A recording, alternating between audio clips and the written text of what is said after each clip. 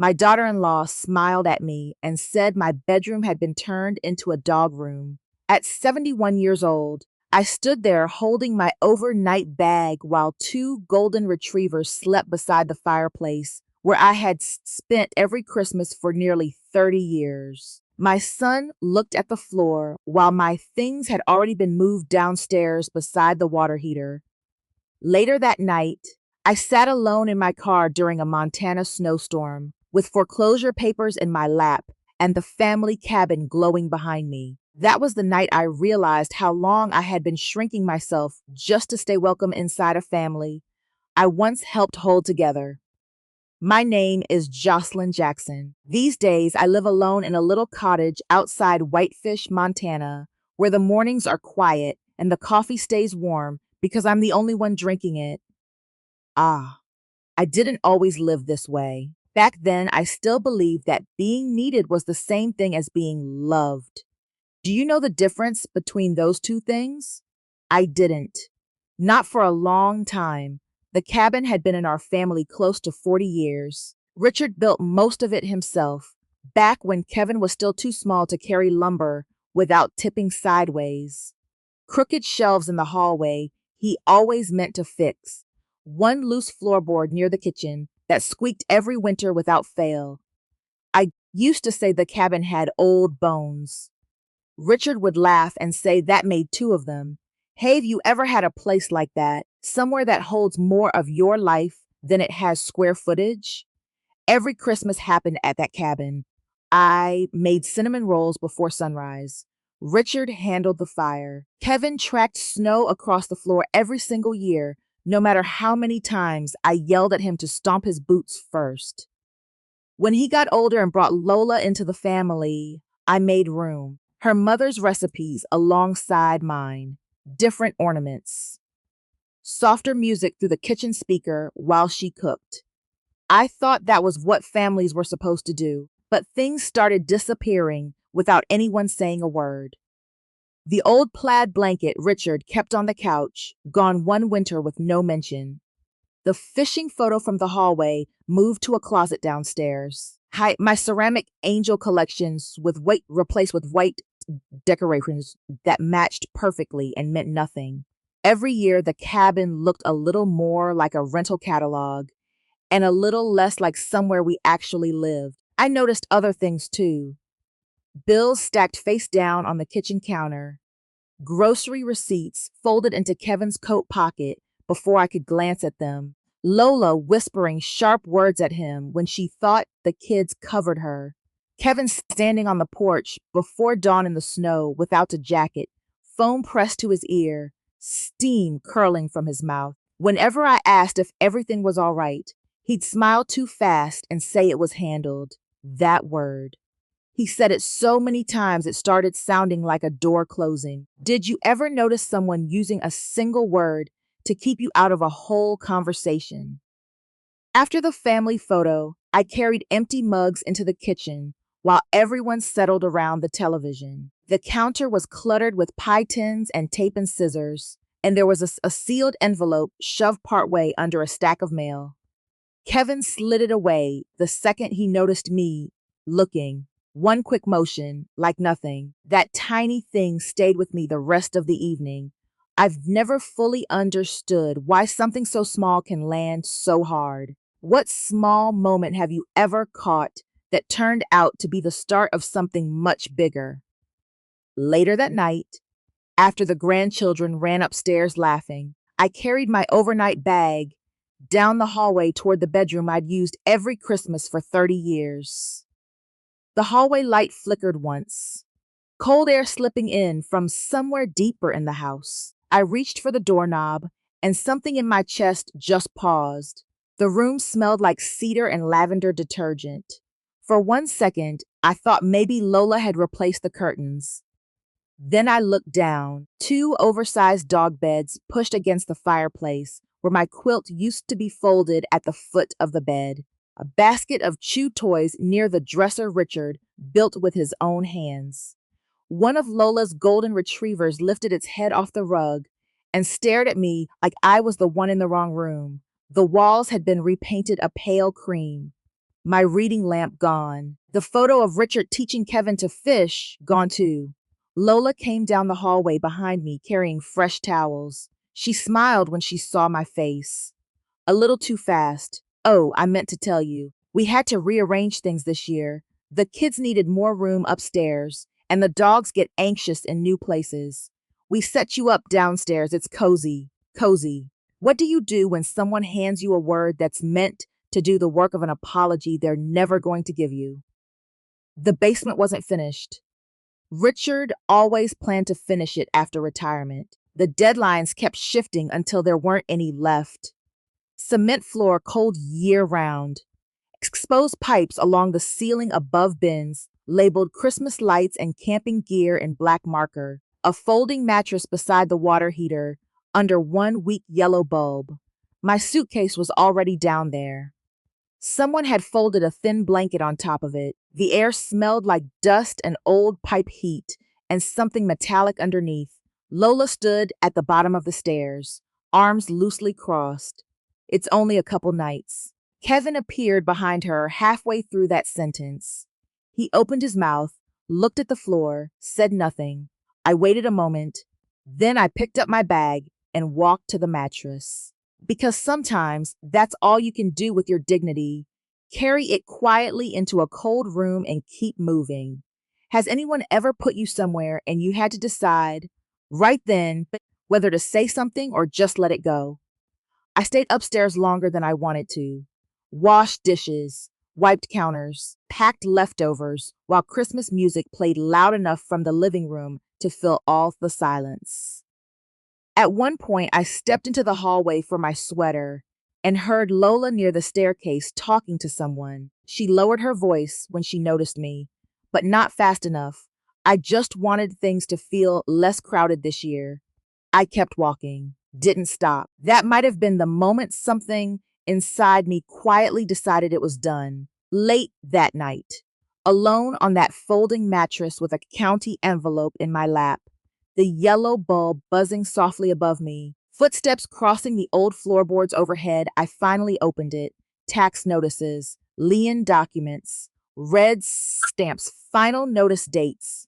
My stomach tightened even though I already knew most of what was in there. Naomi had called me 4 months earlier. What would you have done with that kind of information? Faced it head on, or buried it a little longer like I almost did? She worked at the county office and phoned one afternoon while I was still standing in my kitchen with grocery bags hanging off my wrist. She explained carefully, like she was trying not to crack something fragile. Kevin had used the cabin as collateral on a business expansion that started falling apart the previous spring. I sat down at my kitchen table, so hard the chair scraped the floor. Part of me wanted to stay angry going through those papers. God knows I tried. But every time I thought about letting Kevin face it alone, I saw him at 12 years old on the dock with his father, refusing to go inside even in freezing weather because he wanted to help finish before the snow came. That's the thing about people you raised. You don't get to stop seeing who they used to be, even when they're the ones making your life harder. I drove to the marina 2 days later. Richard's fishing boat had sat untouched since the summer before he passed. 8 years, and I still hadn't been able to let it go. The seats smelled like lake water and old sunscreen. His tackle box still tucked under the bench exactly where he left it. I sat inside that boat nearly an hour before I called the broker. The hardest part wasn't the money. It was admitting I was releasing the last thing that made my old life feel like it might still be waiting somewhere nearby. Have you ever held on to something not because it was useful, but because letting go meant accepting something you weren't ready to accept? A week later, Naomi drove with me to the bank. Mr. Reed looked younger than Kevin, which somehow made the whole thing feel worse. He explained the situation clearly, without burying me in legal language. The cabin had fallen dangerously behind through overdue taxes and collateral tied to Kevin's loan. If it wasn't stabilized, the process would continue moving forward after the holidays. I stared at the cashier's check in my hand until my fingers started shaking. Richard built that place. Kevin learned to walk on those floors. Ava lost her first tooth at that kitchen table. I could not let strangers put notices on that front door at Christmas, so I signed. Nobody asked me to. Nobody even knew. I just signed because that is what I had always done.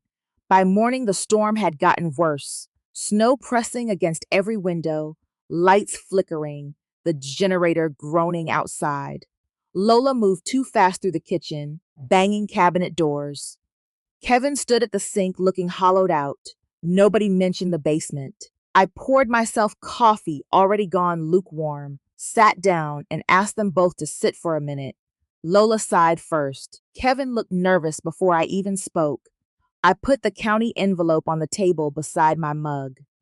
My phone buzzed right then with a video call from Mr. Reed. Signal froze twice in the storm, but eventually settled. He began confirming the payment arrangements and the stopped seizure process. Kevin stared at the screen like the words weren't landing. What seizure process, Mom? Mr. Reed kept going. Kevin turned slowly toward Lola. You told me we still had time. Her face shifted. Not anger first. Fear. She started explaining too fast. The business slowdown, the credit cards, the contractors, tuition deposits, every sentence trying to outrun the one before it. I watched Kevin's shoulders fold inward while she spoke. For the first time all weekend, he looked less like a man holding things together and more like someone discovering the ground beneath him wasn't solid. What would you have said at that table if you were sitting where I was? Then I took out my phone and played an old voicemail. Richard recorded it years ago when I was visiting my sister in Idaho. His voice came through scratchy, bad reception.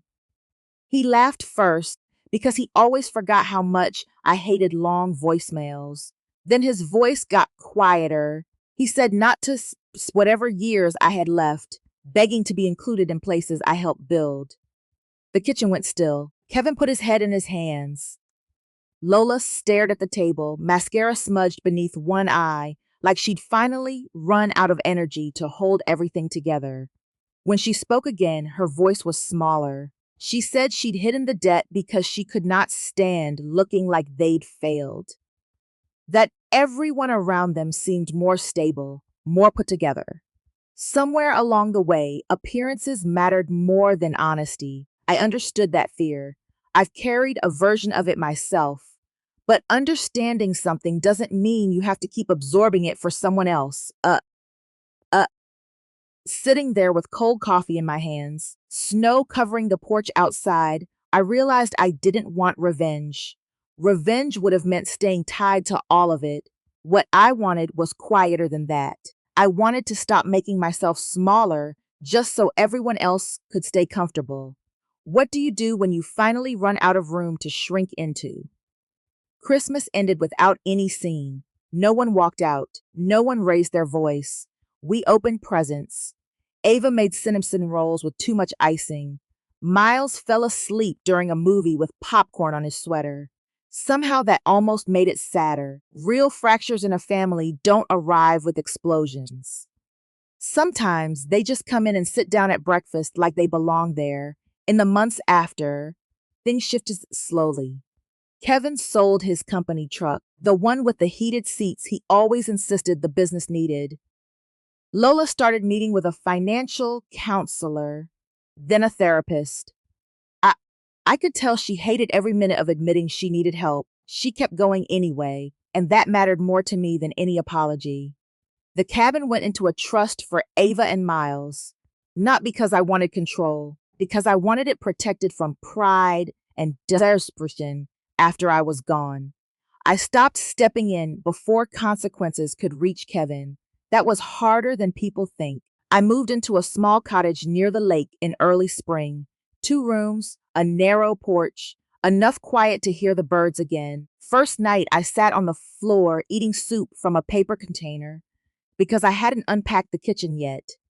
And for the first time in years, I felt peaceful inside my own body. I planted lavender by the porch once the ground softened. I volunteer at the library on Wednesday afternoons reading to children. Some mornings I walk down to the lake with coffee and nothing else, and nobody is waiting for me to be anything in particular. Kevin calls more now, not in the guilty, panicked way. The calls are quieter, more honest. Sometimes he asks for advice. Sometimes he just tells me what Ava drew at school, or that Miles finally learned to skate without holding the railing. Last fall, a younger woman passing the lake asked if I wanted her to take my picture. My first instinct was to say no. Then I handed her the phone. I stood there with the wind moving lightly through my hair, the mountains sitting blue in the distance. No fireplace, no performance, nobody needing anything from me, just me. When she handed the phone back, I looked at it for a long moment. I was in the frame, fully, not at the edge of someone else's moment, just there, standing in my own life. So I have to ask you something. Have you ever spent so long making yourself available to everyone else that you forgot what it felt like to simply take up space? Leave your answer in the comments below. I read every single one. And if this story reached something in you today, share it with one person who needs to hear it. Sometimes the most important thing we can do for each other is hold up a mirror